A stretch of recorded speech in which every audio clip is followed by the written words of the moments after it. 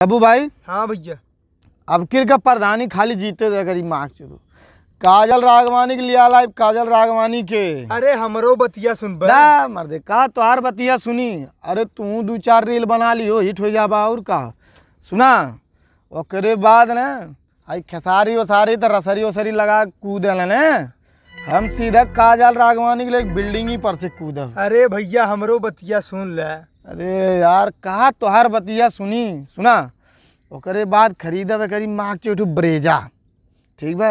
अब काजल राघवानी के बैठाए आगे और अपने बैठब पीछे। अरे भैया वो सब सही बा हमरो बतिया सुन ले। तोहार बतिया हम का सुनी रह गल बात कारे के। अरे यार दिलीपो वाली अल्टोइया जौन बा 20,000 मांगत रहल 15,000 में कहा सुनत दे दे। और जाना था 80 रुपये के तेल भरायो सारे बनारस से रिटर्न हो जाबा हुआ तुम्हें खरीदवा दे।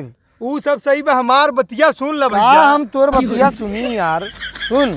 ओकरे बाद जाब करी बात इलाहाबाद शूट करे स्टार बना सारे के ठीक बा। हमरो बतिया सुनबा भैया। यार का तोर बतिया सुनी। अच्छा सुना ले का कहते बोल। जवन बरतिया में 10 रुपया लूटे रहे वो हमार कब देबा।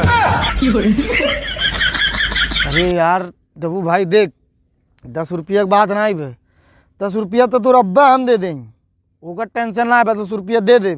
लेकिन जाना था 10 रुपया खर्ची हमें कमाई पड़ी।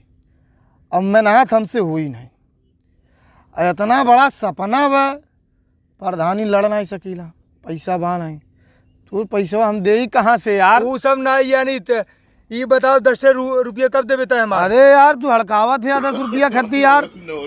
हमारा 10 रुपया कब देबे। अरे दे दे यार भैया है तो टूटल भैया है तो पकड़ के मारा भैया। अरे भैया टूटल। अरे ए भैया कान के बुला तू कान के बुला।